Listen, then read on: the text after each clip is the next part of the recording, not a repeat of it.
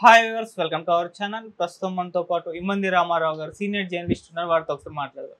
Sir నమస్కారం. Sir నమస్తే అండి. సార్, మోదీ గారి టీంలో మరి జనసేనకు చోటు లేదు ఎందుకు అని చెప్పేసి ఇప్పుడు జన సైనికులు కానివ్వండి, పవన్ కళ్యాణ్ గారి అభిమానులు కానివ్వండి అడిగే ప్రశ్న.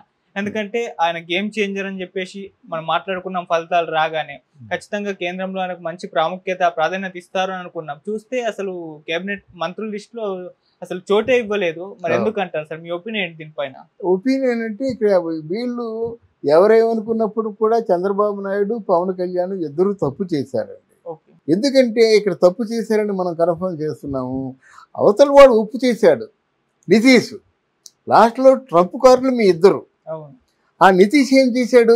నాకు ఇన్ని సీట్లు కావాలి, నాకు ఇన్ని సహాయ మంత్రులు కావాలి, దీనికి ఓకే అయితే నేను ఓకే అన్నాడు. ఆయన అనుకుని సాధించాడు. వీళ్ళు కావలించుకోవడాలు, చాలువాలు కప్పుకోవడాలు, కరచాలాలు చేసుకోవడాలు, పుష్పగుచ్చాలు ఇచ్చుకోవడం చేశారు. కానీ వీళ్ళని పని మర్చిపోయారేమో అనిపిస్తుంది నాకు. ఇవాళ ఉన్న మాటలు రేపు ఉండవండి.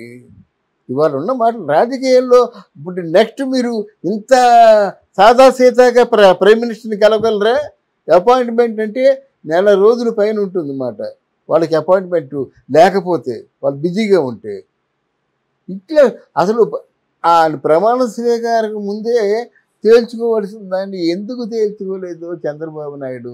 ఒక్కొక్కసారి నాకు అనిపిస్తుంది అన్నమాట, ఆయన ధోరణి మంచిది కాదనిపిస్తుంది. గట్టిగా మాట్లాడాలి కదా. మరి నువ్వే రికమెండ్ చేశావు నితీష్ని, మరి ఆయనకి కావాల్సిన ఆయన అడగలేదు, డిమాండ్ చేసి తీసుకోలేదు.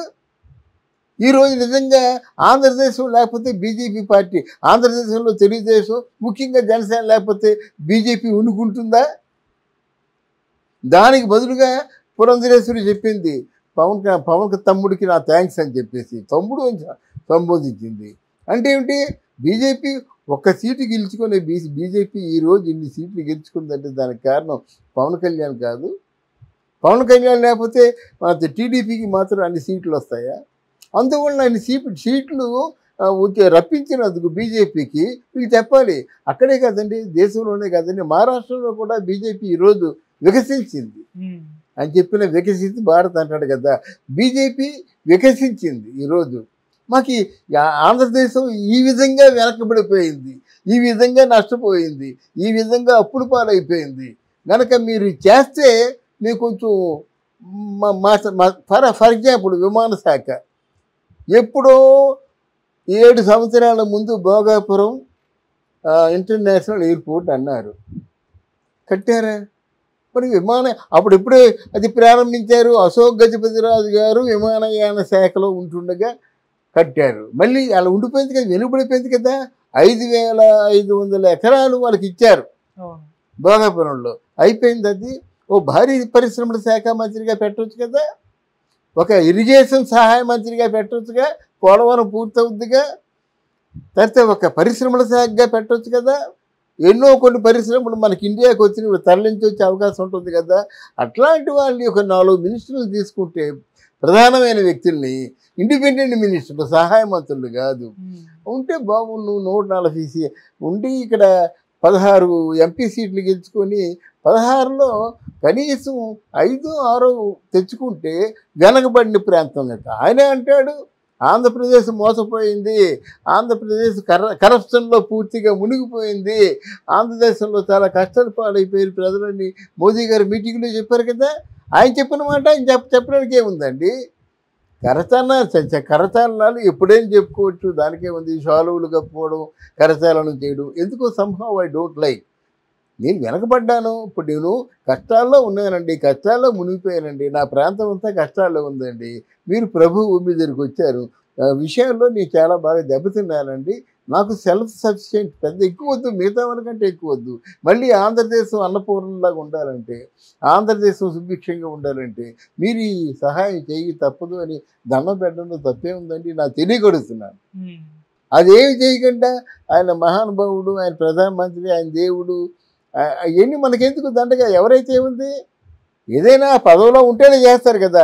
పదవిలో ఉండేవాడిని, చేసేవాడిని దగ్గరికి వెళ్ళి మీరు ఏం అడగకుండా తిరిగి వచ్చేసారంటే జనసేనకి ఎంత అపఖ్యాతి చెప్పండి.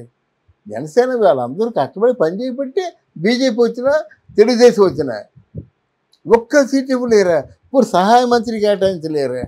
ఏంటంటే ఇది ఆలోచనలన్నీ నీ ఆశయాలన్నీ నెరవేరాలంటే సరైన వేదిక కావాలి కదా. వేదిక లేకుంటే ఎలాగవుతుంది? విమానయాన శాఖ ఉందండి, అది ఉంటే అది ఎప్పుడో ప్రారంభోత్సవం చేశారు బాబు. ల్యాండ్ ఎక్కువ అయిపోయింది, 5,500 ఎకరాలు. అది ఏదో దృష్టి పెట్టండి. ఆ పోలవరం దృష్టి పెట్టండి. అలా పరిశ్రమలకి ఉండేటువంటి విషయాల మీద దృష్టి పెట్టండి.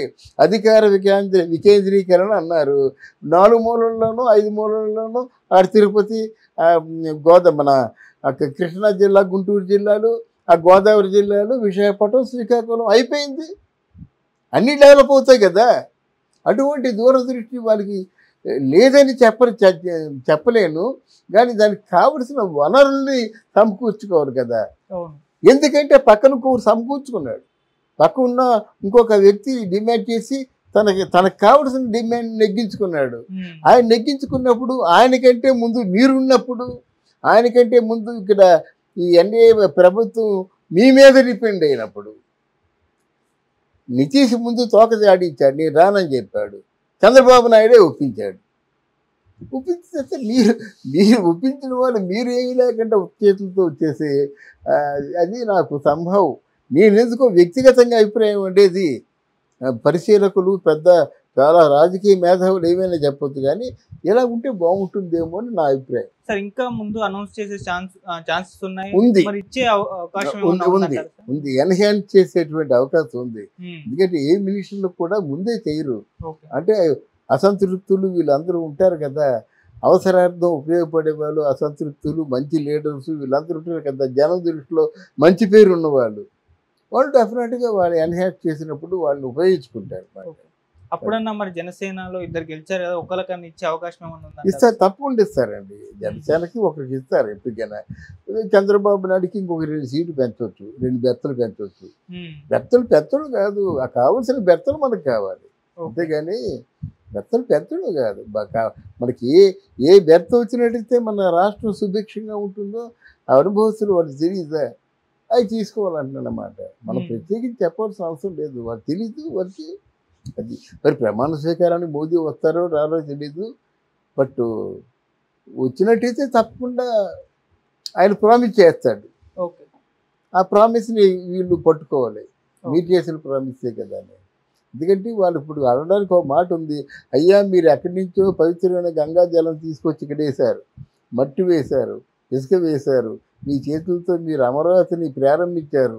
అమరావతి అంటే చిన్నది కాదు, ఇంద్రుడు నిర్మించిన నగరం ఇది. అంటే అంత పురాణ ప్రాశస్త్యం దీనికి ఉంది మాట. మామూలు కాదు, బుద్ధుడు మహావీర ధర్మచక్రని అక్కడ నిర్వహించిన ప్రాంతం, బుద్ధుడు సంచరించే నేల ఇది.